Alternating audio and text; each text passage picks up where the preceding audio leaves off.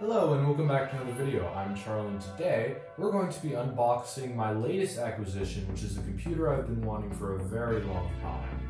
Recently I bought a Macintosh 128k, also known as the original Macintosh, and I've been after one of these since starting my career as a Macintosh collector, and I'm super excited to be getting it now. So I ordered this Macintosh 128k from the United States, and I got it for a fairly decent price compared to other similarly priced 128Ks on the market.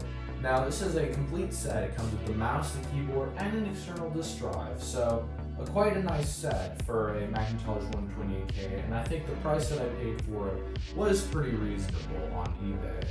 So, without further ado, let's get unboxing.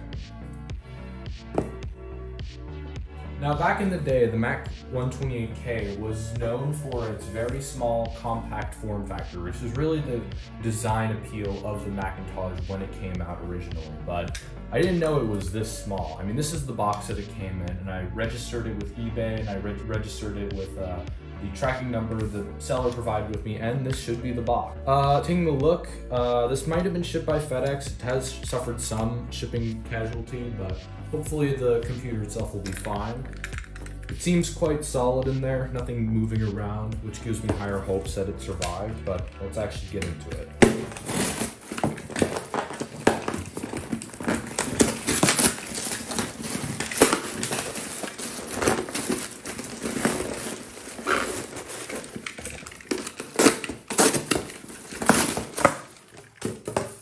Okay, so we've gotten into the box, and I can see that this I think this was sent by FedEx from the US because they use a lot of this paper stuff, and I've noticed that a lot of things packed by FedEx, they use this paper stuff and not a lot of bubble wrap. I don't know if it's environmental stuff or whatnot, and there is also some newspaper, and I'm not too experienced with shipping computers in newspaper. I normally do it in like bubble wrap and stuff, but as long as it survives, it's fine.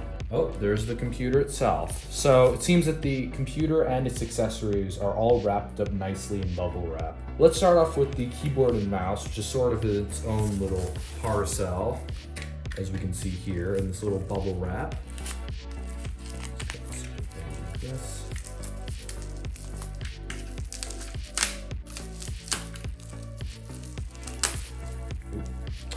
And there we go. So here's the keyboard and mouse, and at the time of the Mac 128K, Apple was sort of criticized for such a small keyboard, mainly because there was no function keys, there was no numeric keypad. A lot of people complained about it. However, Apple did release a optional numeric keypad expansion for the 128K at the time for people who really needed it. But then eventually they started integrating it into all their later Macintosh keyboards. This mouse though, this is one of the first commercially successful Apple mouses. This is the original M0100 mouse, and these mouses are quite special because they came in a platinum gray and beige. This is the beige one because the older Macintosh computers used beige plastics instead of platinum gray plastics that the later ones used. I don't exactly know why, but hey, it's an interesting design feature of the Macintosh.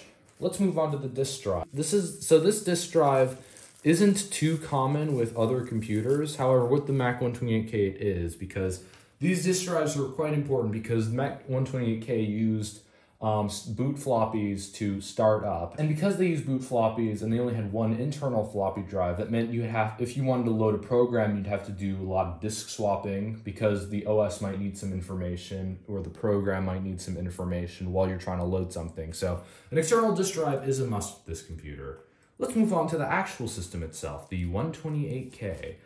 Now, as I said before, this computer was really praised for its small form factor because it made it really easy to use and carry around. And they actually released a carry case for the 128K. However, this set did not come with one because I didn't pay enough, but hey, I'm not going to complain. I'll get one eventually. And I would like to mention the computer is exceptionally well packaged for what it is. I think it has some hope of surviving.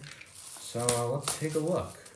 And here is the Macintosh 128K in all of its glory. I do notice there is a bit of shipping damage here. This little back plate was pushed in, but I wonder if I can just pop it out, maybe. I could just, no, I don't know. I think that might be a loss. That's unfortunate, but yeah.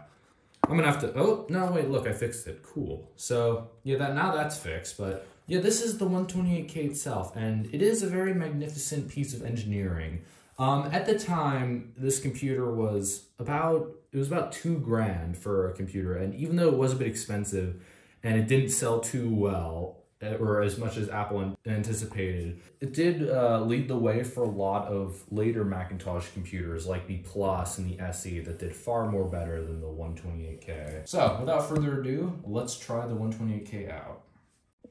Alright, so I've loaded a game up on the 128K, and the first thing that you notice when using the 128K is the screen is horrendously small by modern standards. It was advertised as a 9-inch black and white screen, which I feel like is a bit of an over-advertisement seeing how extra small it is, but playing games on it is decent. It has quite a lot of graphical capabilities compared to other Macintosh computers at the time, which definitely made it stand out amongst the rest, which is quite cool. However, I certainly would not recommend it as a full-time gaming machine, though.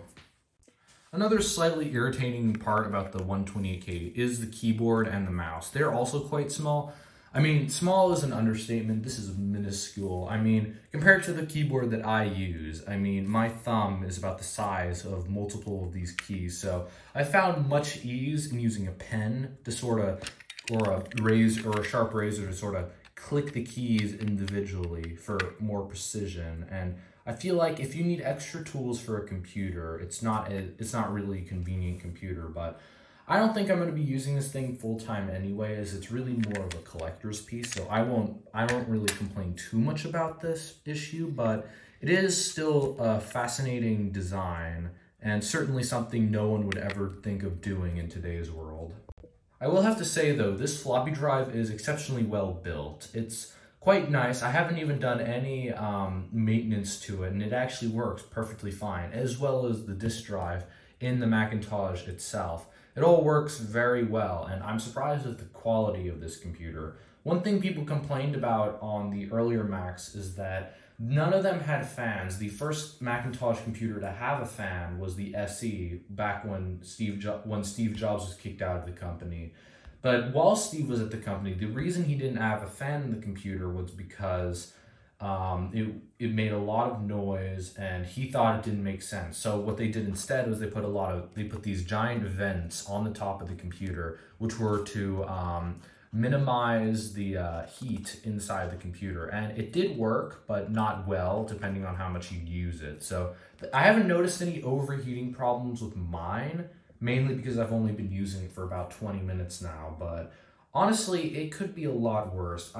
There are expansions that you can buy that sort of clip onto the top, but it sort of limits the computer in terms of like portability, because it sort of kills the handle design and whatnot. So yeah, a bit of an unfortunate feat there. But yeah, that's pretty much it with the Macintosh 128K. There's not too much to say about it. I did also buy this Apple trackpad, which was originally put together with the 128K when it was new. However, mine didn't come with it, so I just bought this for like 20 bucks on eBay. And yeah, I think it fits really well. It's perfect size for the mouse, and it actually works very nicely. But yeah, I hope you all enjoyed that video, this quick little video of my new acquisition. And I'm definitely going to cherish this. Computers like this will definitely go up in value. This is a true collector's piece because, I mean, it was the first really graphical Mac at the time. I mean, there was the Lisa, but it wasn't nearly as successful as the Macintosh itself. I mean, not this model in particular being successful, but later Macintosh models definitely changed Apple and the computer industry forever. So yeah, I hope you all enjoyed this video. Thank you all so much for watching.